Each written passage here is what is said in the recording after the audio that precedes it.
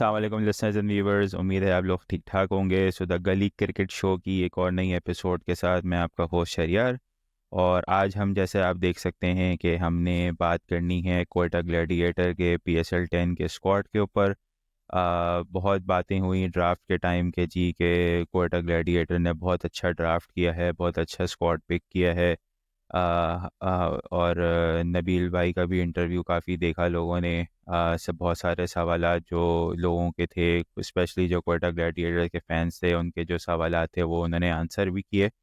तो हमने कहा कि ज़रा हम बैठें एक क्वेटा के डाई हार्ट फैन सकी भाई के साथ और ज़रा डाइसेक्ट करें, ज़रा देखें क्लोजली कि क्वेटा का स्क्वाड वाकई में कितना अच्छा है। और पिछले सालों में उनके क्या मसले मसाइल रहे हैं, इस साल उनको क्या उम्मीदें हैं, किन प्लेयर्स के साथ वो आगे बढ़ रहे हैं इस साल। और उनका कॉम्बिनेशन कैसा लग रहा है, क्या तवक्कुआत उनके साथ हम रख सकते हैं, तो ये सारी बातें करेंगे।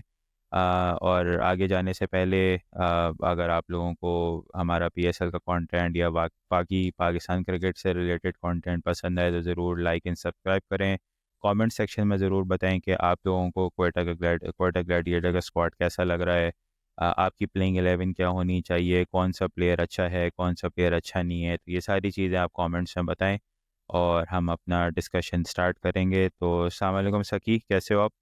वालेकुम अस्सलाम शेरियर भाई, मैं ठीक ठाक। आप सुनाएं।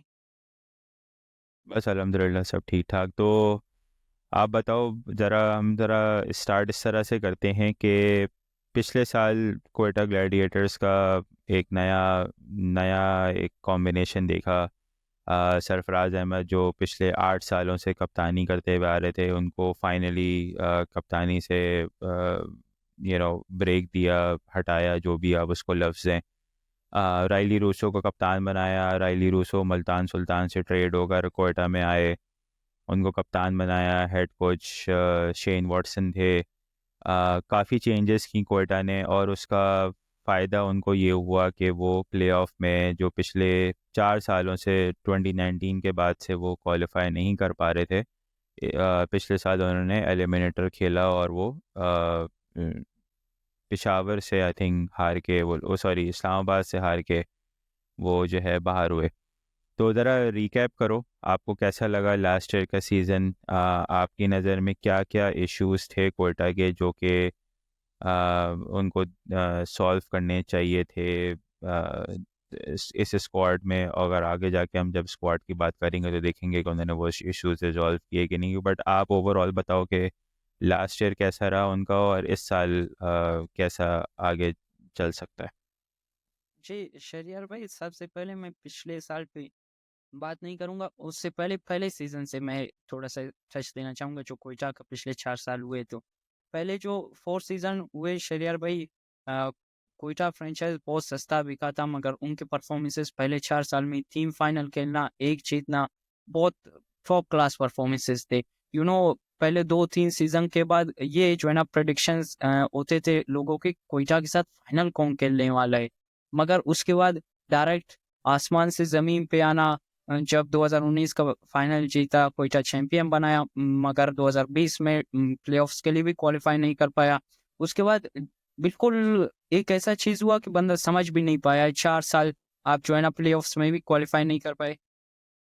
हाँ, बस जी इसको मैं ना एक ये आपने बड़ा अच्छा पॉइंट रेस किया। मैं इसको मैं थोड़ा सा आपसे समझना चाहूँगा कि कोयटा की जब भी बात करते हैं तो हम बात हमेशा बहुत से लोग कहते हैं कि जी कि सरफराज अहमद की कप्तानी बहुत अच्छी थी कोयटा में।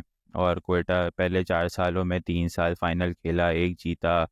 बहुत डोमिनेटिंग परफॉर्मेंसेस थी कोयटा की। तो ऐसा क्या हुआ कि कप्तान तो वही थे, कप्तान चेंज नहीं हुए, तो 2019 के बाद ऐसा क्या हुआ कि टीम जो है वो आपने जैसे कहा कि आसमान से ज़मीन पर आ गई? क्योंकि अगर कप्तानी की बात की जाए और अगर हम ये बोलें कि सरफराज अहमद की कप्तानी की वजह से कोयटा इतना अच्छा कर रहा था, तो कप्तान तो चेंज नहीं हुआ, कप्तान तो 8 साल रहा। मगर पहले के 4 साल और बाकी के 4 साल में ऐसा क्या फ़र्क आया कि जिसकी वजह से कोयटा की जो इतनी डोमिनेटिंग परफॉर्मेंसेज होती थी पहले 4 साल में, वो बिल्कुल ही बॉटम लेवल पर आ गई अगले 4 साल में? जी शेरियर भाई, उसके पीछे मैं ये कहना चाहूंगा, एक तो दुबई वाले कंडीशंस, ठीक है। जब पाकिस्तान में कोयटा है तो बिल्कुल डिफरेंट कोयटा का टीम लगा।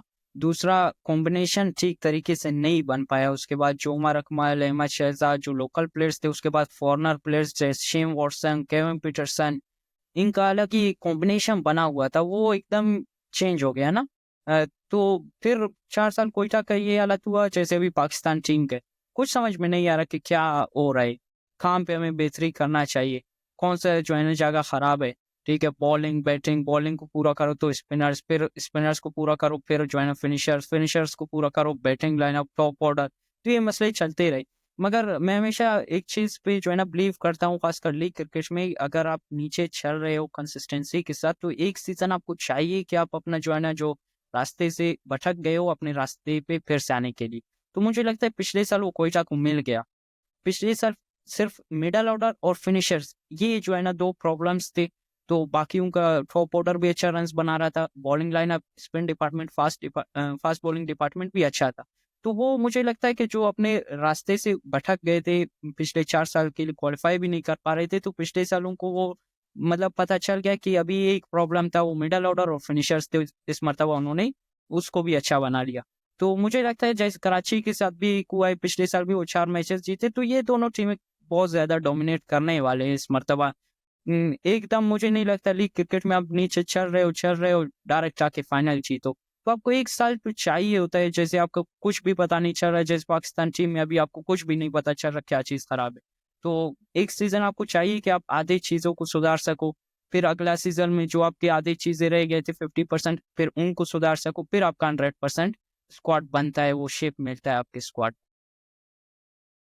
नहीं, ये आपने बहुत अच्छी बात की और मैं उम्मीद करता हूँ कि पाकिस्तानी फैंस को भी ये बात समझ में आए, इर्रिस्पेक्टिव कि ये पीएसएल से बात हो रही है। बट देखें, कप्तानी मैटर करती है क्रिकेट के अंदर। वो तब मैटर करती है जब आपके पास टीम प्रॉपर हो, जी, जब बिल्कुल। आपके पास प्रॉपर खेलने वाले हो, आपके पास कॉम्बिनेशन अच्छा हो, हर किसी का रोल डिफाइंड हो, उसके रोल के हिसाब से कप्तान करना जानता हो, तो कप्तानी मैटर करती है। जैसे कि आपने पहले हमने देखा कि 2019 तक कोयटा की टीम ऐसी थी कि उनके पास स्पेशलिस्ट ओपनर थे, मिडिल ऑर्डर बहुत स्ट्रांग था, बॉलिंग बहुत अच्छी थी उनकी, स्पिन बॉलिंग अच्छी थी, फास्ट बॉलिंग अच्छी थी। तो ओवरऑल उनकी टीम एक कंप्लीट पैकेज थी, जिसकी वजह से सरफराज अहमद की कप्तानी भी अच्छी लगी। 3 फाइनल खेले, एक जीता। पाकिस्तान में आने के 2019 का जो पीएसएल हुआ था वो आधा पाकिस्तान में हुआ था, यानी कि प्ले ऑफ के गेम या बिल्कुल। आखिर के गेम्स पाकिस्तान में हुए थे, और उसमें भी उन्होंने अच्छा किया क्योंकि उनकी टीम बहुत अच्छी थी। जी, अम, उसके बाद से उन्होंने कुछ इश्यूज उनको आए, उन्होंने राइली रूसो को ट्रेड कर दिया, अहमद शहजाद को ड्रॉप कर दिया, उमर अकमल बाद में भी खेले मगर वो उस तरह से नहीं खेल पाए, केविन पीटरसन चले गए, शेन वॉटसन चले गए। तो ये सारे मसले मसाइल आए, उन्होंने उस तरह से उनको रिप्लेस नहीं किया। अब जाके PSL 8 में या PSL 9 में आप कहें कि उनका एक ऐसा उनको उन्होंने चेंजेस की जो ज़रूरी थी।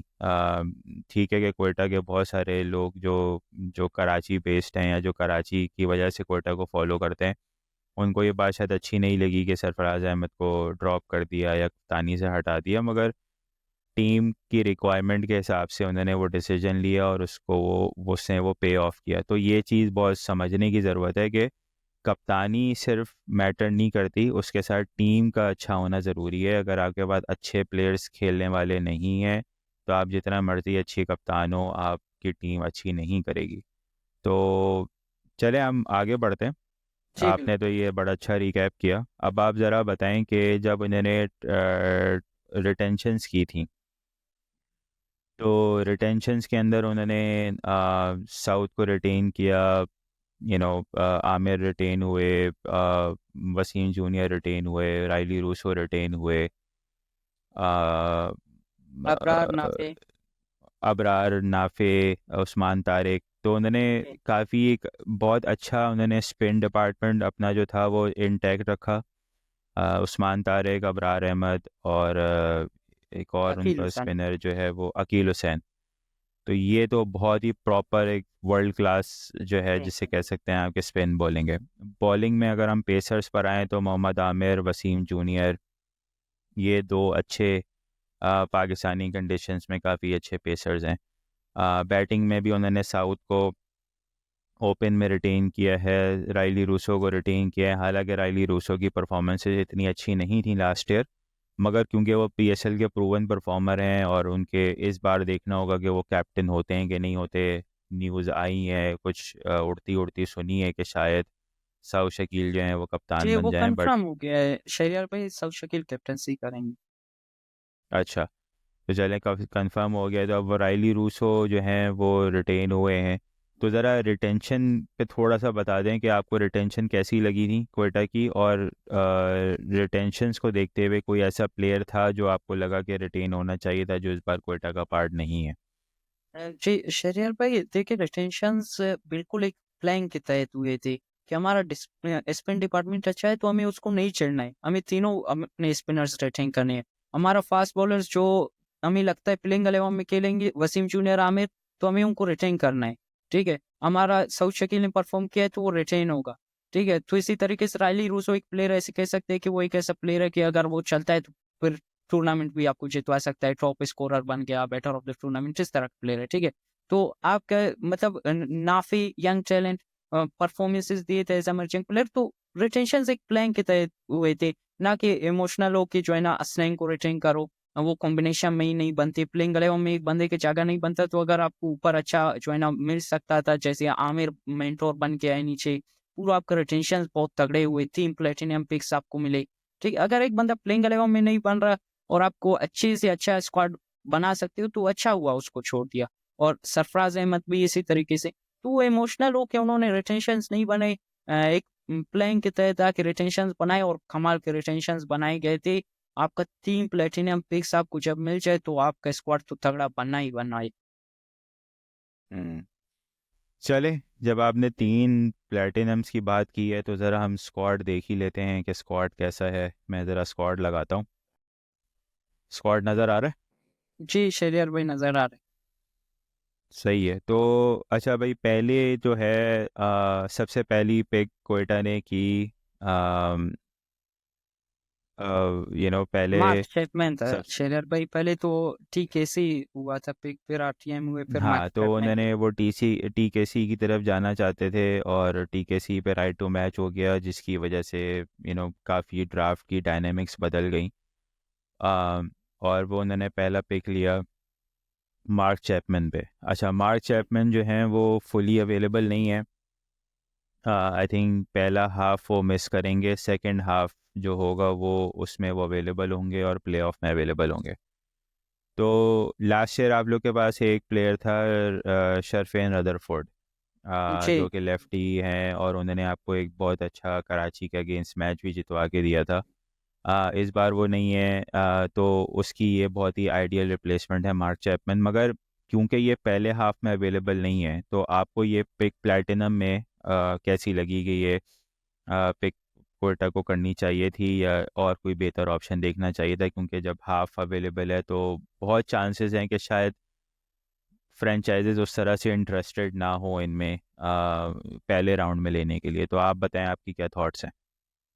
जी शहरियार भाई देखिए, वो मार्क चैपमैन इस तरह का प्लेयर है कि वो अगर पूरे टूर्नामेंट के लिए अवेलेबल होता वो तो बहुत तगड़ा होना था ना, फिर तो गालबा शायद जिंग का पहला पिक था वो ना छोड़ते, या दूसरा पिक तक भी वो नहीं बचता, बचा भी तीसरा पिक तक इसी वजह से कि वो पूरे PSL के जो ग्रुप स्टेज के मैचेस है, पहले 4-5 मैचेस मिस करेगा।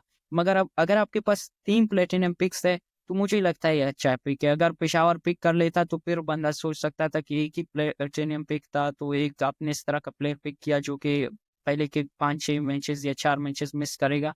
अगर आप जो है ना 3 पिक्स है आपके पास प्लेटिनियम के और नीचे आप स्क्वाड अपना अच्छे ही तरीके से बना सकते हो, तो कह सकते हैं बेहतर पिक है। ठीक है, और मेन प्लेयर अच्छी बात ये है कि पहले ही के मिस कर रहा है, ना कि जो है ना पहले के 5 मैचेस के लिए आएगा फिर 5 मैचेस मिस करेगा, फिर ग्रुप हम्म, स्टेज में अगर आप वो क्वालिफायर्स में चाहते हो टॉप 4 में फिर वो आएगा, तो ये चीज अच्छा नहीं है।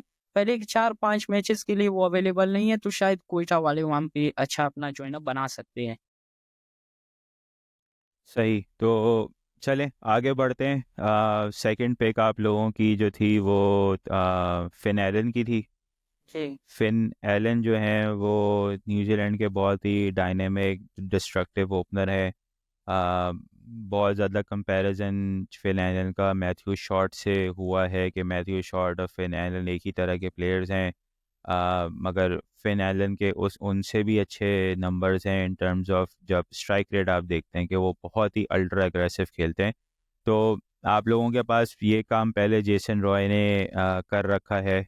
जेसन रॉय आप लोगों के बहुत ही एक अच्छे ओपनर रहे हैं। इस बार फिन एलन के पास जाना, फिन एलन की पिक आपको कैसी लगी कि पहली बार वो पाकिस्तान में खेलेंगे, तो आप फिन एलन के बारे में बताएं ज़रा। जी शहरियार भाई देखें, क्वेटा का ये जो है ना हिस्ट्री है, आप समझे कि वो एक प्लेयर ऐसा पिक हमेशा करते हैं जो कि आके ताबड़तोड़ हमला करे। पहले शेन वॉटसन हुआ करता था, उसके बाद जेसन रॉय ने ये काम संभाला, उसके बाद अब जब जेसन रॉय का वो कह सकते हैं कि चला गया क्रिकेट, तो उसका मतलब अब पीएसएल लेवल पे वो क्रिकेट नहीं खेल सकता है। ठीक है, तो अब फिन एलन बिल्कुल एक तगड़ा प्लेयर है और बिल्कुल उसी तरीके का प्लेयर है। बिल्कुल अच्छा रिप्लेसमेंट है उन जैसे प्लेयर्स का, जिस तरह का आपका जो है ना चल रहा था। तो कह सकते हैं ज़्यादा चेंजेस नहीं किए गए। अगर साउथ शकील जैसा बैट्समैन आपके पास ओपनर मौजूद है, साउथ जैसा बैट्समैन, तो आपको एक इसी तरह का बैट्समैन चाहिए जो कि आके बिल्कुल मारे। वो बिल्कुल देखे ही ना कि अगर मैंने 2 छक्के 100 ओवर में मारे हैं तो तीसरे के लिए मैं ना जाऊँ। तो अगर साउथ इस तरह का ओपनर है तो आपको एक इस तरह का प्लेयर तो लाज़मी ढूँढना पड़ता है, और कॉम्बिनेशन जो आपका प्लानिंग पिछले हुआ है तो आप उसको ज़्यादा चेंज ना करें, तो बिल्कुल आइडियल रिप्लेसमेंट है मैं कह सकता हूँ जेसन रॉय का। एक तगड़ा जो है ना प्लेयर है। बाकी वो खेल चुका है, गालबन 2-3 मैचेस खेल चुका है टी20 के। जब न्यूज़ीलैंड आया था टूर पे पाकिस्तान, तो इसने मारा था, अच्छे खासे पाकिस्तानी बॉलर्स को मारा था। पाकिस्तानी बॉलर्स को तो खैर हर कोई मार रहा होता है आजकल। मगर ये कि तीसरी पिक पर अगर हम आए तो वो आप लोगों ने पिक की है इस बार सर राना रही फ़हीम अशरफ को। इस्लामाबाद के बहुत ही बेहतरीन प्लेयर रहे हैं पीएसएल के अंदर, और अब आप लोगों ने इनको जो है वो प्लेटिनम में पिक किया है। तो फ़हीम अशरफ के बारे में ज़रा बताएं कि फ़हीम अशरफ की क्या ज़रूरत पड़ी कोयटा को, क्योंकि आपके पास अगर देखा जाए तो उसी से मिलता जुलता रोल आ, वसीम जूनियर का है। ठीक है कि उनकी बैटिंग में परफॉर्मेंसेस उस तरह की नहीं है, हालांकि उन्होंने आपको लास्ट ईयर एक गेम जितवाया है अब छक्का मार के शायद लाहौर के अगेंस्ट। मगर एक बैटिंग में उस तरह से परफॉर्मेंसेस नहीं है। आ, फ़हीम अशरफ के बारे में ज़रा बताएं कि उनका एडिशन कोयटा में कैसा है। जी शहरियार भाई देखिए, पाकिस्तान में फास्ट बॉलिंग ऑलराउंडर्स वो अब्दुल रज़ाक था, जो पाकिस्तान के लिए शानदार परफॉर्मेंसेस देता, तो उसके बाद बिल्कुल खिल्लत हुआ पड़ा था ना। तो फ़हीम अशरफ अगर देखे, पाकिस्तान इंटरनेशनल लेवल पे उसके परफॉर्मेंसेस नहीं है, मगर पीएसएल लेवल पे बहुत तगड़े परफॉर्मेंसेस है, बहुत शानदार स्टैट्स है इस बंदे के। चाहे बॉलिंग हो, ठीक है, अगर बॉलिंग में आप ज़्यादा यूज़ ना करो, लेकिन बैटिंग में भी बहुत तगड़े इसके स्टैट्स है। ठीक है, देखिए शहरियार भाई बहुत ज़्यादा फ़र्क है। अगर अब्बास आफरीदी उस टाइम मौजूद थे, अब्बास आफरीदी की तरफ जाते, तो आपके पास बिल्कुल अब्बास आफरीदी का जो है ना, अब्बास आफरीदी जैसा प्लेयर वसीम जूनियर मौजूद है। तो नसीम शाह, वसीम जूनियर, अब्बास आफरीदी, ये बिल्कुल अलग तरीके के जो है ना बॉलर्स हैं। मैं तो इनको ऑलराउंडर नहीं कहूँगा, ये ऑलराउंडर्स नहीं है। ये इस तरह का प्लेयर है जो क्या कि आपको 1-2 हिट्टे तो मार सकते हैं, मगर राना फ़हीम अशरफ वो बिल्कुल एक जेन्युइन फास्ट बॉलिंग ऑलराउंडर है। तो उनमें बहुत ज़्यादा फ़र्क है। अगर मुझे लगता है, मेरा खुद का भी यही था कि हम लोग ने जो मॉक ड्राफ्ट्स किए थे, मैं राना फ़हीम अशरफ की तरफ गया था। क्योंकि अब्बास आफरीदी की तरफ अगर आप जाएँगे तो बिल्कुल वसीम जूनियर मौजूद है आपकी तरह, वो भी उसी तरह का बैटिंग करता है, उसी तरह का बॉलिंग करता है। अगर वसीम जूनियर के रीसेंट पास में थोड़े से कमज़ोर परफॉर्मेंसेज़ है पीएसएल में अब्बास आफरीदी से, मगर बिल्कुल एक जैसे प्लेयर्स हैं। तो आपको एक ऐसा चाहिए था जो 7वें नंबर पे पिछले साल आप मिस कर रहे थे, छठे नंबर पे रदरफोर्ड आ रहा था, उसके बाद डायरेक्ट एक 8वां और 9वां नंबर का जो बैट्समैन अकील हुसैन, वो आके 7वें नंबर पे खेल रहा था। तो 7वें नंबर पे आपको एक ऐसा मौजूद होना चाहिए आपके स्क्वाड में, आपके प्लेइंग 11 में, राना फ़हीम अशरफ जैसा बैट्समैन, ना कि 7वें नंबर पे कोई वसीम जूनियर, अब्बास आफरीदी जैसा बंदा आके बैटिंग करे, तो वो आपको मैच फिनिश नहीं कर पाएगा। अगर राना साहब 18-20 रन बनाए देंगे उस नंबर पे भी, तो बहुत ज़्यादा है कोई ठग। सही। आई थिंक उसके बाद मेरी जो इस पूरे ड्राफ्ट की कोयटा के हवाले से जो फेवरेट पिक मेरी थी वो ये वाली पिक थी। आप लोगों ने हसीबुल्ला ख़ान को उठाया। आई थिंक गोल्ड में उठाया है हसीबुल्ला खान को। जी नहीं, गोल्ड में और डायमंड में हमारे पिक्स नहीं थे शरियार भाई। हम लोग का गोल्ड और डायमंड फुल लेके हम लोग गए थे ड्राफ्ट में। हम लोग अच्छा, सिल्वर तो में पिक कवर हसीबुल्ला किए। सिल्वर में उठाए। जी, असीबुल्ला से पहले गालिबन हम लोग ने खुर्रम शहजाद उठाया था। सही, पहले हसीबुल्ला की बात कर लेते हैं फिर जी खुर्रम चलो। पर आते हैं। ठीक ठीक। Hasibullah Khan local Quetta boy. और मुझे ये पिक इसलिए बहुत पसंद है क्योंकि कोयटा ने 8 सालों में या 9 सालों में कोई भी ऐसा प्लेयर नहीं खिलाया या ऐसा प्लेयर को पार्ट नहीं बनाया कोयटा का कि जो कि लोकल प्लेयर होता, जो कोयटा से होता। बिस्मिल्लाह खान को पहले साल उन्होंने इंक्लूड किया, उसने परफॉर्म भी किया, मगर उसके बाद उसको उस तरह से जगह कभी भी नहीं मिल पाई। वो हमेशा रिप्लेसमेंट रहा या बैकअप रहा, मगर वो प्रॉपर कभी भी कोयटा के लिए नहीं खेल पाया। इस बार लग रहा है कि हसीबुल्ला खान को एक, क्योंकि आपके पास कीपर उस तरह से शायद अवेलेबल नहीं है, तो हसीबुल्ला खान एक प्रॉपर आपका विकेट कीपर बैटर हो सकता है। और सबसे खुशी की बात यह है कि वो कोयटा का लोकल है, बलूचिस्तान का लोकल है, तो उसका कोयटा में खेलना एक बहुत अच्छी बात है। तो आप बताएं, आपको ये पिक कैसी लगी? मेरी बहुत फेवरेट पिक है ये, मगर आप बताएं आपकी क्या राय है इस बारे में। जी, शहरियार भाई देखिए, सबसे पहले तो कोयटा का खुशनसीबी ये हुआ कि हसीबुल्ला सिल्वर तक मिल गया, वो भी उनका दूसरे पिक पे।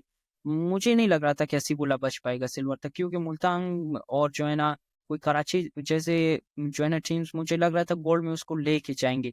मगर आपको इस तरह का शानदार जो है ना प्लेयर आपका लोकल मिल जाए, आपको बिस्मिल्लाह भी आपने खिलाया, ठीक है लोकल। आपने अब्दुल वाहिद बंगलजई भी खिलाए कोई 4-5 मैचेस के लिए 2 साल में एज इमर्जिंग प्लेयर, मगर वो इस तरह के नहीं थे। मैंने असीबुल्ला को भी देखा है, वो यहीं से पिशिंग का है, कोयटा के साथ लगता है पिशिंग भी। और वाहिद बंगलजई भी बिल्कुल कोयटा से है, तो मैंने देखा है। तो असीबुल्ला का शेरियार भाई बिल्कुल अलग लेवल है। वो बिल्कुल जो आजकल के T20 क्रिकेट है ना, वो उस लेवल का प्लेयर है। ठीक है, तो बहुत ज्यादा फर्क है। एक बंदा पाकिस्तान से भी खेल चुका है 2 मैचेस। ठीक है, इस जगह से निकलना और आपका फ्रेंचाइज जहाँ पे आपको प्लेयर्स बिल्कुल मिलते नहीं है, तो बहुत शानदार पिक है। अगर देखे कोयटा का प्लेयर है उस लिहाज से भी अच्छा है। और एज अ मतलब अच्छा प्लेयर है, शानदार प्लेयर है, आपको सिल्वर में मिल गया। ठीक है, मिडल ऑर्डर में खेल सकता है, टॉप ऑर्डर में खेल सकता है, विकेट कीपर है शानदार, तो उस लिहाज से भी अच्छा है। ठीक है, तो बहुत अच्छा पिक हुआ है शरीर भाई। सिल्वर तक मुझे उम्मीद नहीं था कैसी बुला बचेगा, मगर बहुत शानदार पिक हुआ है। नहीं, बिल्कुल, मुझे मुझे बहुत उम्मीद थी कि शायद कराची पिक कर लेगा जी हसीबुल्ला को, मैं चाहता भी था। मगर उन्होंने जो है वो आमिर जमाल की तरफ चले गए वो गोल्ड के अंदर, और हसीबुल्ला कोयटा को मिल गया। मगर मेरे लिए जो सबसे ज़्यादा खुशी की बात यह है कि अब मुझे ऐसा लग रहा है देखने में स्क्वाड को कि हसीबुल्ला को प्रॉपर यहाँ पे चांस मिल सकता है। और वो प्लेइंग 11 में वॉक इन करता है, वो विकेट कीपर है। पेशावर में वो थोड़ा सा हारिस की वजह से उसको उस तरह से चांसेस नहीं मिले, हालांकि पेशावर ने उसको काफ़ी ग्रूम किया है, चांसेस दिए हैं, उसने परफॉर्म भी किया है। एक गेम मुझे पर्टिकुलरली याद है जो उसने PSL 8 में जो कराची के अगेंस्ट पिंडी में उसने खेला जी, था। डेब्यू था उस दिन वो शहरयार भाई इनका। असीबुल्ला का डेब्यू था, पीएसएल में मर्चेंट प्लेयर खेल रहे थे और जो आके 50 मारा था मुश्किल कंडीशंस में, जी, वो मुश्किल टाइम गेम पे। ऐसा उसने खेला कि TKC के साथ उसने पार्टनरशिप लगाई, जी और वो ऐसी पार्टनरशिप लगाई कि वो गेम ही जीत गए वो लोग। क्योंकि ऊपर से आमिर ने टॉप ऑर्डर उड़ा दिया था। तो वो इस तरह की क्वालिटी आप प्लेयर में देखना चाहते हैं, और हसीब में ये चीज़ नज़र आ रही है। थोड़ा सा अनफॉर्चुनेट रहा बेचारा, उसको जल्दी डेब्यू करवा दिया और बहुत ही गलत डेब्यू करवाया उसका इंटरनेशनल में। मगर कोयटा में और PSL में उसकी परफॉर्मेंसेस काफ़ी नोटेबल हैं अब तक, और उम्मीद है कि वो बस यहाँ से आगे जाके ग्रो करेगा और काफ़ी एक बहुत स्टैब्लिश बैटर बनेगा। जी। तो शेरर भाई देखिए, लास्ट मैच पे मैं बात करूंगा, क्योंकि कोयटा के पास टॉप ऑर्डर में या मिडल ऑर्डर के यंगस्टर प्लेयर्स बहुत है। उस पे मैं बात करूंगा कि किसको ज्यादा चांसेस मिल सकते हैं। लेकिन आपने बिल्कुल बात ठीक किया है, कोयटा को इस तरह का प्लेयर मिला है, तो कोयटा इसको कंसिस्टेंसी के साथ मुझे भी लगता है मौका देगा, चाहे वो 1 नंबर पे हो, चौथे नंबर पे हो, पांचवें पे मुझे ठीक नहीं लगता सीबुल्ला के लिए कि वो अगर वो 5वें नंबर पे खेले, चौथे तक उसको खिलाना चाहिए, उससे ज्यादा नहीं।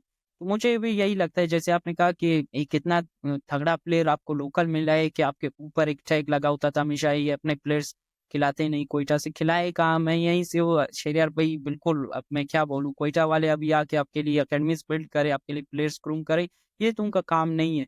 ठीक है, तो उस तरह का प्लेयर उनको मिला है तो वो बिल्कुल लेके जाएंगे, आपकी बात बिल्कुल ठीक है। हम्म। अच्छा भाई, नेक्स्ट पिक जो है वो खुर्रम शहजाद की है। खुर्रम शहजाद ने कोयटा से ही डेब्यू किया है। कोयटा से ही खेले हैं वो। एक गेम बेचारे का मुझे याद है, वो यूएई में PSL 6 हो रही थी कोविड के दौरान। उसमें एक ओवर में दानिश अजीज ने इनको, नहीं इसको तो खैर नहीं मारा था, वो कोई जी, वो दूसरा ऑस्ट्रेलियन कोई था। ऑस्ट्रेलियन बॉलर था, मगर उस गेम में इसने काफ़ी अच्छी बॉलिंग कराई थी। और फिर उसके बाद ये पेशावर में खेला 2 साल, मगर इसके इंजरीज के इश्यूज हैं, फिटनेस के इश्यूज हैं। आ, और तो अब इस बार देखना होगा कि ये फुली खेल पाता है कि नहीं खेल पाता, रिकवर हो गया कि नहीं हो गया, क्योंकि अभी भी टेस्ट मैचेस खेले हैं इन्होंने। आई एम श्योर डोमेस्टिक भी खेल रहे होंगे। तो खुर्रम शहजाद को आप कैसे देखते हो कोयटा के अंदर? क्योंकि मेरे हिसाब से he is a very good new ball bowler, और आमिर के साथ इसका काफ़ी अच्छा एक कॉम्बिनेशन बन सकता है ओपनिंग में। तो आप बताओ ये पिक कैसी है आपके लिए? शजर भाई देखिए, पहले तो मुझे नहीं लगता कि पहले स्टार्ट में खुर्रम शहजाद का चाका पानी का प्लेइंग करे हुए। बहरहाल खुर्रम शहजाद का स्टार्ट कोयटा से हुआ, बहुत शानदार बॉलर है। एक्शन थोड़ा सा, my favourite bowler Dale Steyn, ठीक है, उनसे मिलता है। उस साल कोयटा में ही डेल स्टेन थे जब खुर्रम शहजाद ने डेब्यू किया। तो डेल स्टेन ने बहुत हाईली रेट किया था खुर्रम शहजाद को, और खुद काम भी किया था इनके ऊपर। ठीक है, बहुत हम्म। शानदार जो है ना बॉलिंग एक्शन है, अच्छे तरीके से जो है ना टैलेंटेड लड़के है वो उनके पास है। आउट स्विंग, इन स्विंग, ठीक है, न्यू बॉल के साथ बहुत तगड़े बॉलिंग करवाते हैं। पेस भी है, ये नहीं कि पेस कम है, पेस भी 140 से ऊपर करवाती है। तो ऐसा मतलब आपके पास आमिर वसीम जूनियर मौजूद है तीसरे बॉलिंग ऑप्शन से, तो बहुत अच्छी है कि अगर आपका तीसरा बॉलर है नंबर 3 पे अगर आप रखे, तो उस लिहाज से तो बहुत तगड़े बॉलर है। हम्म। सही। अच्छा, मेरे ख्याल से सिल्वर में तो बस यही 2 पिक्स थी, क्योंकि आपने ख्वाजा नाफे भी एक और रिटेन हुआ था किया हुआ तेरा था। भाई, काइल जेमसन तीसरा पिक था सिल्वर का। कायल जेमिसन, ओके। सो हम्म। कायल जेमिसन की पिक कैसी लगी आपको? क्योंकि वो इंटरनेशनल क्रिकेट तो अभी तक उन्होंने उस तरह से खेली नहीं है। अभी चैम्पियंस ट्रॉफी में वो न्यूजीलैंड के स्क्वाड का पार्ट हैं, और उन्होंने एक गेम खेला भी है। मगर ये इंटरनेशनल में उस तरह से अवेलेबल नहीं रहे हैं, क्योंकि इनकी फ़िटनेस के काफ़ी इश्यूज़ हैं। मगर ये जब टेस्ट मैचेस उन्होंने खेले हैं न्यूजीलैंड की तरफ से, वो बहुत ही एक्स्ट्रा ऑर्डिनरी उन्होंने परफॉर्मेंसेस दी हुई हैं। बहुत टॉल है, बहुत एक तगड़े फास्ट बॉलर हैं। तो आप बताएं, आपको ये वाली पिक कैसी लग रही है? जी, शरियर भाई देखिए, काइल जेमसन एक टाइम पे बहुत बड़ा नाम था। आज से अगर 2 साल पीछे चले जाए, आरसीबी की तरफ से पूरा एक सीजन लगा चुके हैं, ठीक है, और एज अ मेन बॉलर उनको लेके गए, और वो जो है ना एक ऑलराउंडर वाला भी कुछ है उनमें। आरसीबी ने, मुझे याद है, इनको बहुत ऊपर ऊपर भी बैटिंग के लिए भेजा था। ठीक है, सीएसके में एक सीजन पे कोई मैचेस नहीं मिले इनको, ठीक है, आईपीएल में, मगर बहुत तगड़े बॉलर है। जब स्टार्ट में आए थे तो बहुत अच्छे परफॉर्मेंसेस टेस्ट और T20 में दिए थे, मगर इनको एक बहुत बड़ा इंजरी हुआ। ठीक है, तो इनको बहुत ज्यादा टाइम लगा, 2 साल गालबन इनको लगे वापस आने में। मगर जब नबील भाई ने कहा, जैसे कि हम लोग ने देखे काइल जेमसन के जो है ना बॉलिंग के वीडियोस जो रिसेंट हुए थे उनके डोमेस्टिक के, तो हम हैरान परेशान होके रह गए कि काइल जेमसन इस तरह परफॉर्मेंसेस दे रहे, इस रिदम में जो है ना बॉलिंग कर रहे, जिस तरह वो बॉलिंग कर रहे हैं, तो सिल्वर में अवेलेबल है, तो ये स्टील पिक है। अगर वो जो है ना जिस तरह के उनके परफॉर्मेंसेज है ना, तो वो बिल्कुल प्लेटिनम लेवल के प्लेयर है। मगर 2 साल जो वो इंजर्ड हुए, इस लिहाज से वो सिल्वर में आए, तो मुझे लगता है सिल्वर में शेरियर भाई बहुत तगड़ा बॉलर है। और मैंने इनके जो है ना देखे है डोमेस्टिक के मैचेस, खुद मैंने पूरे पूरे मैचेस काइल जेमसन की वजह से देखे है। और जिस तरह का ये बॉलिंग करवा रहा था न्यू बॉल के साथ, अल्लाह माफ करे, बहुत तगड़ा बॉलिंग। शेरर भाई गालिबन डोमेस्टिक में इनके सारे में प्लेयर्स खेल रहे थे, टॉप विकेट टेकर है, और सिर्फ 4 की इकोनॉमी से इसने बॉलिंग करवाया है। बेहतरीन हो गया। चलें अब आगे बढ़ते हैं। ज़रा इमर्जिंग के बारे में बताएं कि आपके जो ये 2 इमर्जिंग के की पिक्स हैं, वो कैसी हैं, कितना, क्योंकि ज़ाहिर है इमर्जिंग का रूल ऐसा है कि एक प्लेइंग 11 में लाजमी खेलता है। तो ज़रा इमर्जिंग के पिक्स के बारे में बताएं, और दूसरा बताएं कि कौन सा आपको लगता है कि इमर्जिंग पिक जो है वो प्लेइंग 11 में पहले पहले मैच से खेलेगा। जी शरियार भाई देखिए, पहले तो अगर इमर्जिंग की बात करें तो कोई किसी को लग नहीं रहा था। मैंने जब मॉक ड्राफ्ट्स किए, मैंने बहुत ज़्यादा कोशिश किया कि हसन नवाज़ पिक करूँ, जिस तरह का वो प्लेयर है, शानदार पिक है। अगर आपके पास इमर्जिंग का पहला पिक मौजूद है तो हसन नवाज़ जैसा प्लेयर बहुत अच्छा है कि आपके स्क्वाड में है। तो मैंने बहुत ज़्यादा कोशिश किया, लेकिन हसन नवाज़ से ज़्यादा साथ मसूद फिट बैठ रहे थे प्लेइंग 11 में। वो छठे नंबर पे, 5वें नंबर पे, 7वें नंबर पे बैटिंग करे और जो है ना 5वां, या अगर आप कह सके 2-3 ओवर भी आपके लिए निकाले। मगर हसन नवाज़ बहुत तगड़ा प्लेयर है। शहरयार भाई इस्लामाबाद की तरफ से डेब्यू किया, बहुत अच्छे परफॉर्मेंसेस थे इनके, कुछ हिट्स लगाए थे इन्होंने, ठीक है। काल्पन एक बहुत बड़ा स्कोर भी किया था, अभी मुझे ठीक तरीके से याद नहीं है। उसके बाद अचानक से ये गायब आए। मगर नेशनल टी20 कप बहुत तगड़े परफॉर्मेंसेस है, नेशनल ओडीआई कप में भी इनके बहुत तगड़े परफॉर्मेंसेस है डोमेस्टिक लेवल पे। हसन नवाज जैसा बंदा आपको अगर इमर्जिंग में मिल जाए तो बहुत तगड़ा पिक है। शेरर भाई फिटनेस लेवल, अगर बात करें शॉट्स की, तो बहुत ज्यादा शॉट्स है उनके पास। अगर बॉलर अच्छी बॉल करेगा भी ना, तो ये उसको आरामी से छक्का मार सकता है बॉलर के अच्छे बॉल पे भी। तो ये एक खासियत होता है प्लेयर का, तो वो हसन नवाज में मौजूद है। तो बहुत तगड़ा प्लेयर है। इन्होंने कहा कि हम कोशिश करेंगे कि जो बेहतरीन प्लेयर है हम उसकी तरफ जाए। तो हसन नवाज को पिक किया गया, और मुझे यही लगता है कि हसन नवाज के साथ ही स्टार्ट लेंगे, क्योंकि 3 स्पिनर्स के साथ ये गालिबन जाएंगे। अगर 3 के साथ नहीं चाहे भी 2 के साथ जाएंगे, तो आप फास्ट बॉलर्स में मोहम्मद जीशान को मुझे नहीं लगता वो ऐड कर सकते हैं। मगर इमर्जिंग में फिर ये फास्ट बॉलर की तरफ गए, मोहम्मद जीशान, जो कि बहुत तगड़े जो है ना फास्ट बॉलर है। हाइट बहुत ज्यादा है इनका, पेस भी बहुत ज्यादा है, एग्रेशन इनके साथ है। मगर थोड़ा सा इनका इशू है रन अप में और जो है ना बॉलिंग एक्शन में, ठीक है। वो मोहम्मद इरफान जो हमारे है फास्ट बॉलर सीनियर, जो साबिका बॉलर है, मोहम्मद इरफान द टॉल गाय, उनसे भी मेरा बात हुआ था स्पेस में ट्विटर पे। तो उनसे भी मैंने ये सवाल किया था, उन्होंने कहा मोहम्मद जीशान को मैंने देखा है और मैंने उसको टिप्स भी दिए, तो मेरा जो है ना वो है कि आगे इनके साथ मैं काम करूँ, ये बहुत अच्छे बॉलर बन सकते हैं, ठीक है। तो इमर्जिंग में फिर आप एक बैट्समैन की तरफ गए, एक फास्ट बॉलर की तरफ गए, तो one of the best emerging player कह सकते हैं। बहुत तगड़े अच्छे प्लेयर्स पिक किए कोहलीचा ने, और मुझे लगता है स्टार में हसन नवाज के साथ ही जाएंगे। अच्छा, तो चलें, अगर हम थोड़ा सा इसी को डिस्कशन को आगे लेके चलते हैं। आप कह रहे हो कि हसन नवाज जो है वो प्लेइंग 11 में वॉक इन करता है। मेरे हिसाब से भी प्लेइंग 11 में वो वॉक इन ज़रूर करता है, क्योंकि एक तो उसको पीएसएल खेलने का एक्सपीरियंस है, इस्लामाबाद से वो खेल चुका है। और वो डोमेस्टिक भी काफ़ी पिछले 2 सालों में वो खेलता रहा है। उसने केपीएल भी खेली है, उसने डोमेस्टिक भी खेली हुई है, पीएसएल भी खेली हुई है, तो उसको थोड़ा सा आइडिया है, थोड़ा सा एक्सपीरियंस्ड है वो। ठीक है कि वो इमर्जिंग ज़रूर है मगर एक्सपीरियंस्ड है। अगर हम ये मान के चलें कि वो आपका वॉक इन करता है एज एन इमर्जिंग प्लेयर, तो फिर आपने साउथ शकील, फिन एलन, हम्म, हसन नवाज ये और जी ख्वाजा पसंद है। नाफे, ये आपके चार चार पे 4 पे ऐसे ही बैटर बोला, ऐसे हैं। फिर शेरियर पे ख्वाजा नाफी की जगह नहीं बनता, मुझे ही लगता है ये। हाँ, तो अब यही देखें, इसी पे बात करनी है कि अगर आप हसन नवाज को इमर्जिंग रखते हैं तो, और साउथ शकील आपके अगर कैप्टन है तो वो ऑटोमेटिकली ओपन आते हैं। ठीक है, वो ओपन, उनकी परफॉर्मेंसेस ओपन में अच्छी है। ख्वाजा नाफे ने लास्ट ईयर अच्छा एक एक इनिंग्स उसने लाहौर के अगेंस्ट अच्छी खेली, नंबर 3 पे। और अभी बीपीएल में उसकी काफ़ी अच्छी परफॉर्मेंसेस ओपन में नज़र आई हैं। उससे पहले उसने डोमेस्टिक के अंदर आई थिंक वो मार्क 4 से शायद खेल रहे थे, वहाँ पे भी उसने अच्छा परफॉर्म किया। तो और फिर आपने आपने इंटरनेशनल ओपनर एक फिन एलन लिया हुआ है। तो अगर आपको बोला जाए कि भाई कि आप पहला टॉप 4 बनाओ, तो आप किन टॉप 4 के, और आपको पता है कि राइली रूसो ऑलरेडी होंगे जो कि नंबर 4 पे खेलते हैं, और हसीबुल्ला की तो अभी हमने बात ही नहीं की है कि वो एज अ विकेट कीपर आपकी प्लेइंग 11 में आता है कि नहीं आता। तो अगर हम पहली 4 स्पॉट्स को सामने रखें, और मैं आपसे बोलूं कि आपके कौन से 4 प्लेयर हैं इस स्क्वाड में से जो टॉप 4 में आते हैं आपके पहले मैच में, तो आप किन को पिक करोगे? शरीर भाई देखिए, साउथ शकील एज ले जाता है कैप्टनसी का, वो कैप्टन होगा तो वो खेलेगा। पिछले साल तगड़े परफॉर्मेंसेस थे उनके भी। फिर फिन एलन, डायरेक्ट आपको एक प्लेयर ऐसा चाहिए जो कि मैंने पहले उसका जो है ना वो कर दिया कि किस तरह का प्लेयर है, कैसी कैसी। तो फिन एलन तो होगा ही होगा, ठीक है।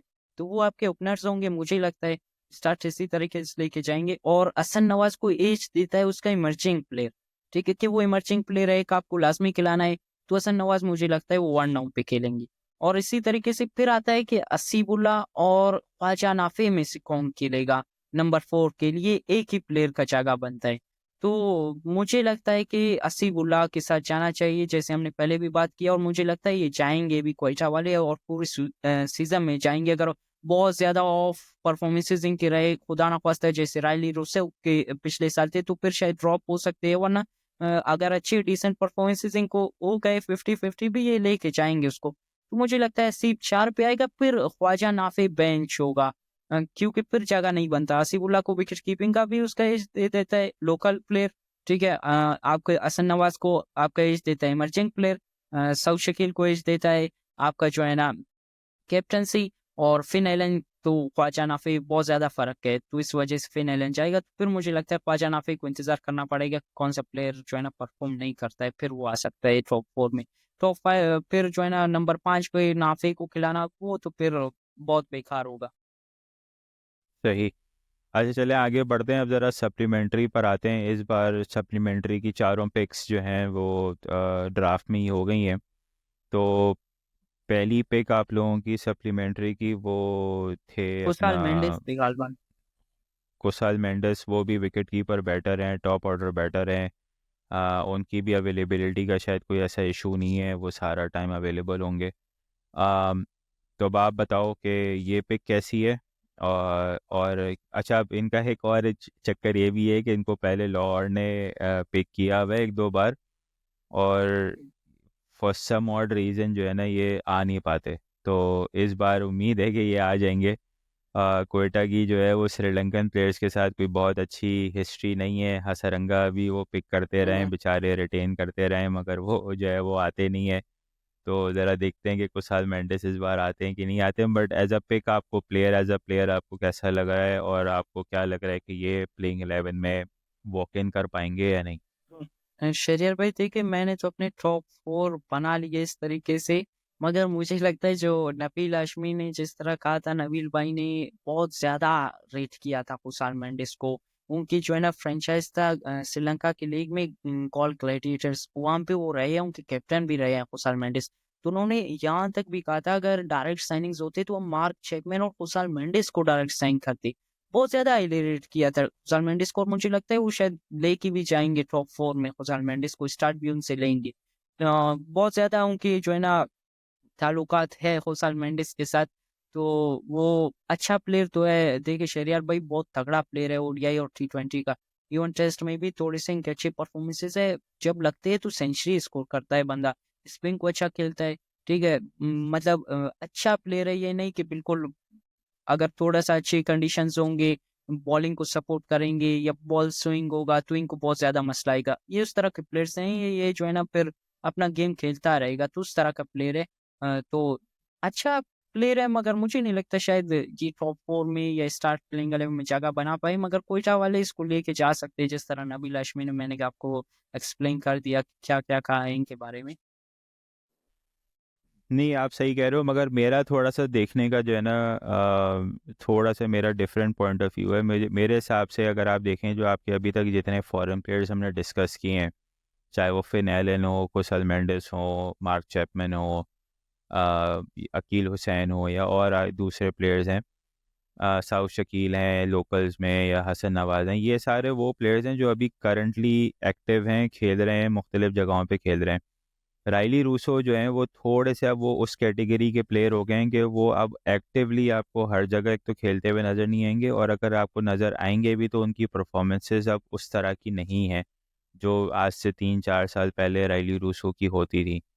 तो मुझे ऐसा लगता है कि अगर राइली रूसो ने जो है वो शुरू के मैचेस में, एक दो मैचेस में अगर अच्छा परफॉर्म नहीं किया क्वेटा के लिए, तो मुझे ऐसा लगता है कि वो जो है फिर बेंच भी हो सकते हैं, और फिर ये प्लेयर्स लाइक खुशाल मेंडिस और ख्वाजा नाफे, ये आपके पास ऐसे प्लेयर्स हैं कि जो आप जिनको आप इजीली जो है ना वो वॉक इन करवा सकते हैं प्लेइंग 11 में। तो ये भी एक ऑप्शन हो सकता है कोटा के लिए, क्योंकि राइली रूसो का पिछले साल भी कोई बहुत अच्छा टूर्नामेंट नहीं किया है, और अभी तक मैंने जिनका जितना उनको देखा है T10 में या साउथ अफ्रीका लीग में या उनकी उस तरह से बहुत कोई हाईलाइटेड परफॉर्मेंसेस मुझे नज़र नहीं आई हैं। हालांकि मैं ऐसे स्कोर फॉलो करता हूँ, मैं कोई लाइव देखता नहीं हूँ ऐसे मैचेस, मगर मैंने अभी तक उनको नहीं देखा है। खैर आगे जी बढ़ते हैं। शेरियर, जी आपको आप कुछ कहना है? पूरा कर दे, आप पूरा कर दे। अच्छा, आगे बढ़ते हैं। दूसरा जो उन्होंने जो सप्लीमेंट्री में एक और जो फॉरेनर पिक किया था वो शॉन एबर्ट है। शॉन जी एबर्ट ऑस्ट्रेलियन ऑलराउंडर हैं, नेशनल टीम का पार्ट है। अभी तक ज़्यादातर वो एज अ बैकअप प्लेयर खेल रहे होते हैं। मगर ये कि काफ़ी तगड़े पेसर हैं। बैटिंग में ठीक है कि उनकी वाइटलिटी ब्लास्ट वगैरह में सेंचुरी वगैरह है। बैटिंग में हमने उस तरह से अभी उनको देखा नहीं है। ऑस्ट्रेलिया में भी मेरे ख्याल से उन्होंने एक दो इनिंग्स ऐसी खेली हुई हैं ओडीआई में, या शायद ओडीआई में मेरे ख्याल से, कि जहाँ पे वो नीचे से आगे उन्होंने थोड़े बहुत रन किए हैं। मगर पाकिस्तान में वो पहली बार होंगे, पीएसएल का पार्ट है पहली बार। तो शॉन एबर्ट की पिक आपको कैसी लग रही है? जी शेरियर भाई एक अच्छा ऑलराउंडर है, कह सकते हैं बहुत अच्छा प्लेयर है। बड़े प्लेयर्स में इनका जो है ना, अ, कह सकते हैं बड़े प्लेयर्स में नाम आता है इनका। आईपीएल में खेलते रही है, ऑस्ट्रेलिया की टीम में है। ऑस्ट्रेलिया की शानदार बॉलिंग लाइनअप है, जैसे कि आपको पता है इनको मौका नहीं मिलता ज्यादा, मगर बहुत तगड़े ऑलराउंडर है, ठीक है कह सकते हैं। मगर रिसेंट पास्ट फॉर्म बात करें तो वो कोई खास नहीं है, कोई 10 के इकोनॉमी इनका भी टच कर रहे बीपीएल में भी। मुझे याद है जब इनको पिक किया गया था, फिर जब नदीम उमर के साथ कोयटा के साथ बात किया गया उसकी तरफ से, तो नदीम उमर उनके ओनर ने कहा कि ये गोरों का जो है ना प्रॉब्लम बनता है, कभी एक नहीं आता है। तो मुझे लगता है ये काइल जेमसन के रिप्लेसमेंट ज्यादा होंगे। हालांकि काइल जेमसन का भी शायद प्लेइंग 11 में जगह ना बने, मगर अगर काइल जेमसन का कोई मसला होता है तो शायद ये उनके रिप्लेसमेंट ज्यादा उनके माइंडसेट में था कि हम एक और ऑलराउंडर ले लेते हैं, फिर हम जो है ना अच्छा फील करेंगे। हम मतलब शायद शाइन एबोट कहीं पिक ना हो जाए बाद में, तो मतलब उस लिहाज से लेके गए एज अ मेन प्लेयर। शायद इनके भी जो है ना नहीं बन रहे, जैम कोयटा वालों के भी मेन प्लेयर तो नहीं लेके जाएंगे। मुझे लगता है ज्यादा बेंच ही होंगे और बैकअप के तौर पर ही देखे जाएंगे। अ, अगर मौके देंगे भी शायद कराची में देंगे, इनका रिवर्स स्विंग अच्छा हो सकता है। बाकी कह सकते हैं अच्छे ऑलराउंडर है। अगर देखिए शेरियर भाई, अगर मौका मिला भी, काइल जेमसन का भी नहीं बनता प्लेइंग 11 में जगह। अ, अगर मिला भी काइल जेमसन ही खेलेगा मुझे लगता है। अगर वो नहीं होते फिर शायद शेन वॉट की तरफ जा सकते हैं। सही। अच्छा, तो आपने जब इमर्जिंग प्लेयर्स की बात की थी उसमें आपने सिर्फ दो नाम बताए थे। मेरे ख्याल से आप लोगों ने इस बार तीन इमर्जिंग प्लेयर्स को पिक किया है। ये भी एक इमर्जिंग प्लेयर ही हैं माशाल्लाह से। वैसे तो ये पिछले 20 साल से क्रिकेट खेल रहे हैं, मगर ये हर साल जो है वो एक नए नए रूप में नज़र आते हैं। और लोग जो है वो बुढ़ापे की तरफ जा रहे होते हैं, ये ज़रा जवानी की तरफ आ रहे हैं।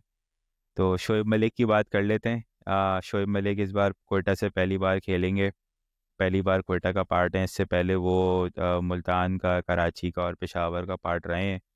तो शोएब मलिक की इंक्लूजन कोयटा में आपको कैसी लग रही है? और नबील भाई तो काफ़ी इनके बारे में इन्होंने बताया कि जी के बड़े अच्छे नंबर्स हैं इनके फिनिशिंग में और ये वो।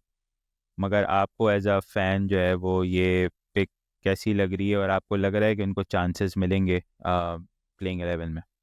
जी शेरियर भाई, वैसे कह सकते हैं अगर कोई बेंच के लिए या बैकअप के लिए रखे जाते तो अच्छा पिक हो सकता था। मगर अगर अगर आपने शोएब मलिक को पिक किया है, आप तो मैचेस तो देने पड़ेंगे बॉस, ठीक है। नबील भाई ये वो अब फिर रहता है आपके ऊपर प्रेशर इतने बड़े प्लेयर का कि वो आपके बेंच में बैठा हुआ है, ठीक है।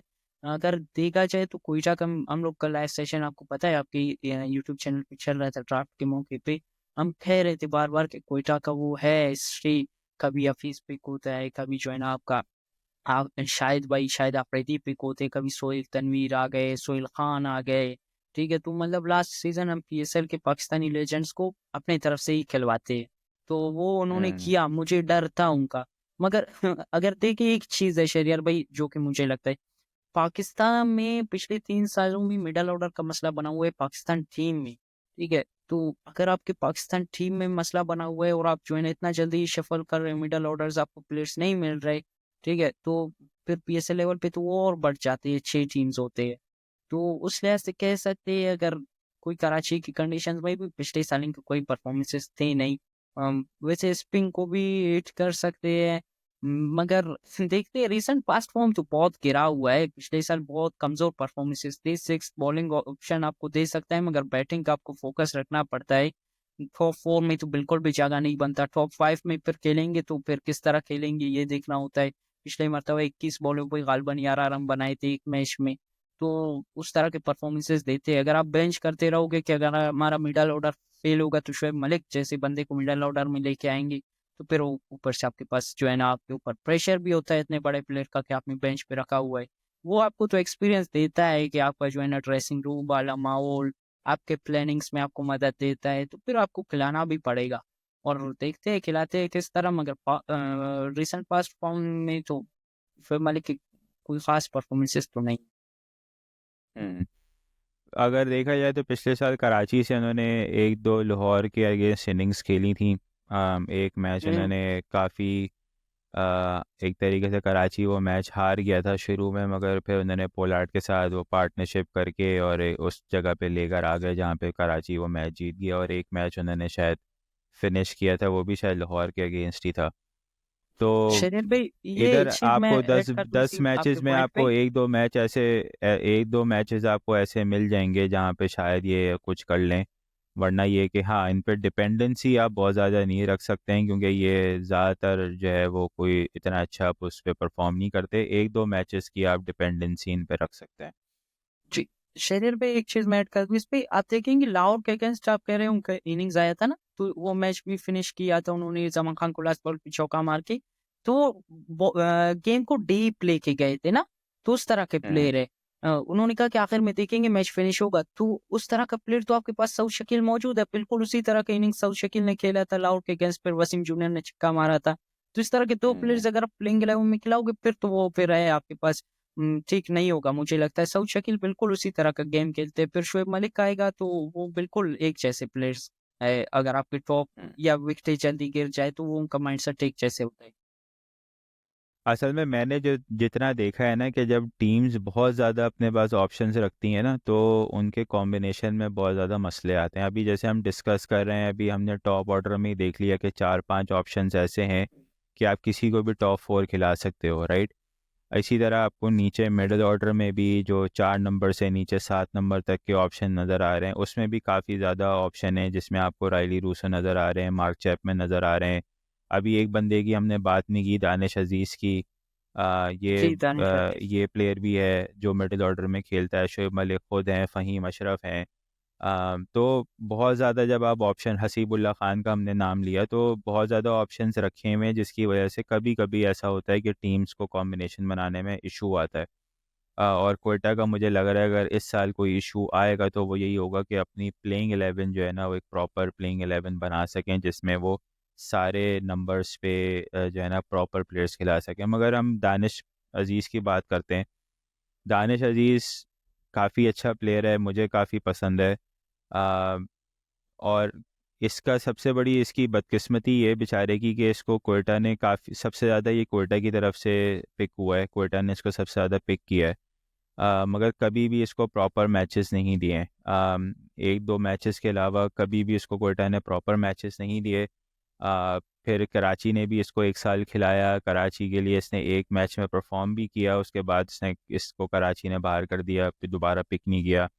पेशावर ने एक साल इसको पिक किया, उस साल ये बहुत ज़्यादा फॉर्म में था, ओडीआई में इसकी बहुत अच्छी फॉर्म लगी हुई थी।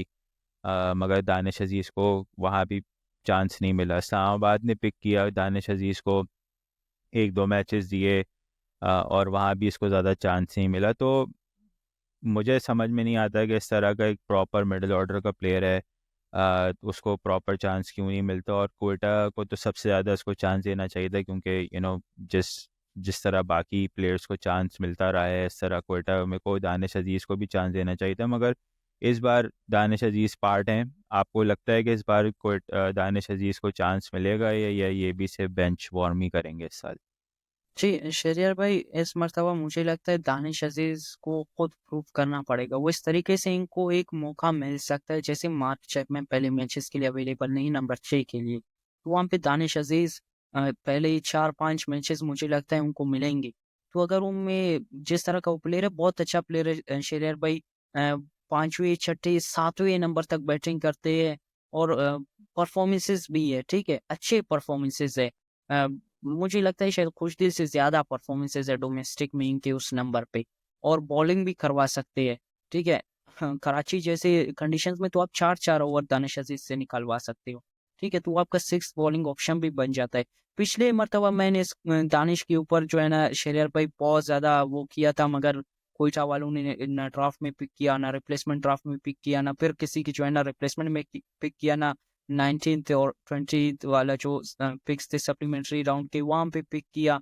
हालांकि मसला भी उनके पास था कि 7वें नंबर पे कोई उस तरह का बैट्समैन उनके पास मौजूद था नहीं, और अच्छा परफॉर्म भी कर रहा था, सिंध प्रीमियर लीग में अच्छा परफॉर्म कर रहा था, डोमेस्टिक में अच्छा परफॉर्म कर रहा था, मगर उन्होंने पिक नहीं किया। मगर इस साल इन्होंने पिक किया है और उम्मीद है कि कोयटा को वहाँ पे मसला आता है, इनको जो है ना चांस मिलेगा। और जैसे मैंने कहा कि चांस तो मुझे लगता है इनको मिलना है पहले 3-4 मैचेस के लिए, जब चैपमैन नहीं होंगे 6 नंबर पे। अगर इनका अच्छा फॉर्म होगा तो ये अगर परफॉर्म करते हैं तो फिर इनका लाजमी जगह बनेगा आगे के लिए भी, इनके ऊपर खुद डिपेंड करेगा इस सीजन। नहीं, पर मेरे हिसाब से बिल्कुल चांस मिलना चाहिए और प्रॉपर चांस मिलना चाहिए। ये नहीं कि आप एक दो मैचेस देखे और उसमें परफॉर्म नहीं हुआ तो बाहर कर दें, क्योंकि मिडिल ऑर्डर के प्लेयर है, आपका लोकल प्लेयर है। अगर आप इस पे ज़्यादा चांस नहीं लोगे तो फिर आप आगे किस पे चांस लोगे। तो मुझे सबसे ज़्यादा दुख इस बात का है कि बेचारा बहुत अरसे से ये पीएसएल का पार्ट रहा है। आई थिंक ये पीएसएल 3 ऑनवर्ड से ये पिक होना शुरू हो गया था, मगर कोई भी किसी भी फ्रेंचाइज ने इसको प्रॉपर चांस नहीं दिया। हालांकि इसने कोयटा से सबसे ज़्यादा रिप्रेजेंटेशन है इसकी। कोयटा ने आई थिंक इसको 2 या 3 साल पिक किया है, मगर हम्म, कभी भी इसको चांस नहीं दिया उस तरह से जिस तरह से उसको देना चाहिए था। और कराची ने भी एक अच्छी इनिंग्स खेलने के बाद भी इस पर रिलाई नहीं किया।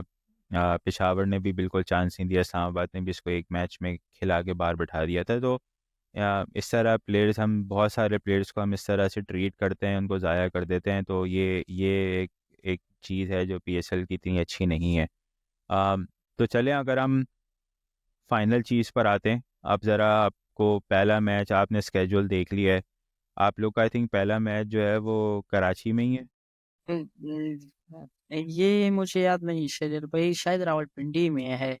डे गेम है पिशावर के अगेंस्ट, अभी पता नहीं अच्छा, किसके अगेंस्ट है, वो काम चलें, पे अगर है। आपको पहले मैच की प्लेइंग 11 बनानी पड़ेगी। आपको पता है मार्क चैपमैन आ नहीं रहे, तो उसकी पता नहीं शायद ये रिप्लेसमेंट लेंगे कि नहीं लेंगे, क्योंकि अभी रिप्लेसमेंट ड्राफ्ट भी होगा। उसकी रिप्लेसमेंट में देखते हैं कि ये रिप्लेसमेंट लेंगे कि नहीं। मगर अगर नहीं लेते रिप्लेसमेंट और यही रहता है स्क्वाड, तो आपको प्लेइंग 11 बनाने को बोला जाए तो आप क्या प्लेइंग 11 बनाओगे जो आपकी पहले मैच की प्लेइंग 11 होगी। जी, शेरियर भाई मैं बिल्कुल साउथ से और पेनैलन से ओपनिंग करवाऊंगा। 1 डाउन पे इमर्जिंग प्लेयर हसन नवाज खेलेगा, 4 पे असीब खेलेगा, और जिस तरह का हालत है तो ख्वाजा नाफी अगर मैं 5वें नंबर पे डाल दूं, फिर आपका जो है ना 1 डाउन, चौथे नंबर पे असीब, 5वें नंबर पे ख्वाजा नाफी, थीम बिल्कुल यंगस्टर्स, तो वो आपका बहुत ज्यादा मसला कर सकता है। तो फिर शायद मैं शोएब मालिक की तरफ ही जाऊं, और कोई मुझे नहीं लगता 5वें नंबर पे। रायली रूसो भी तो वन आप डाउन पे राइली चौथे रूसो को नहीं विकेट थे। खिलाओगे। जी नहीं, शेरियर भाई जिस तरह उनका फॉर्म है 5वें नंबर पे तो बिल्कुल भी वो फिर अगर उनका फॉर्म हो भी वो रन्स नहीं बनाएंगे, 5वें नंबर उनके लिए बिल्कुल ठीक नहीं है। वो 1 डाउन पे या चौथे नंबर पे ज्यादा से ज्यादा खेल सकते हैं। 5वें नंबर पे फिर शायद मुझे शोएब मालिक की तरफ ही जाना पड़े। फिर जैसे आपने कहा कि चैपमैन नहीं है तो 6ठे नंबर पे मैं दानिश को ही खिलाऊंगा। 7वें पे राना साहब आएंगे, राना फहीम अशरफ।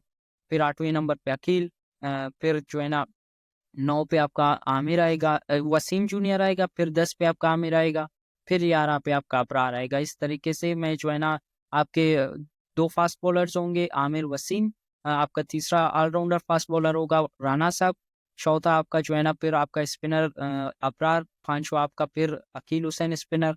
फिर आपके पास शोएब मलिक भी है, ऑप्शन होगा स्पिन करवाने का, और दानिश अजीज भी ऑप्शन होगा स्पिन करवाने का। मेन विकेट कीपर आपका हसीबुल्लाह खान होगा, और इमर्जिंग प्लेयर हसन नवाज होगा। इस तरीके से मैं प्लेइंग 11 बनाऊंगा। चले, सही है। बाकी आप लोग बताएं, जो व्यूवर्स हैं हमारे, वो बताएं कि आप लोगों की प्लेइंग 11 क्या होनी चाहिए, आप लोग किस तरह से इस स्क्वाड को देखते हैं। अगर ऑन पेपर देखा जाए तो बहुत ही तगड़ा स्क्वाड लग रहा है। मगर ये कि काफ़ी ऑप्शंस रखे हुए हैं इन्होंने, तो जैसे मैंने पहले कहा कि जब ऑप्शन ज़्यादा होते हैं तो ज़्यादातर फ्रेंचाइजेज जो हैं वो अपने प्लेइंग 11 को सही से बिल्ड नहीं कर पाती, जिसकी वजह से उनको मसले होते हैं। तो होपफुली इस बार क्वेटा को ये मसला नहीं होगा और एक बहुत ही तगड़ी साइड बन के PSL 10 में मैदान में उतरेगी। तो आप लोग हमें कमेंट्स में बताएं आपकी क्या राय है, आप लोग की क्या प्लेइंग 11 है। और अगर आप लोग चैनल पे नए हैं तो प्लीज़ लाइक एंड सब्सक्राइब। और हमारी बाकी जो हमने पिछले मैचेस या पिछले टीम्स की जो स्क्वाड एनालिसिस किए हुए हैं उनको भी चेकआउट करें अगर आपने अभी तक नहीं किया है। और आगे भी हम जो है वो एक दो फ्रेंचाइजेस की और रह गई हैं, उनको भी हम कवर करेंगे इंशाल्लाह। तो stay tune for that. Until next episode, आप हमें सबको इजाज़त दें। अल्लाह हाफिज़।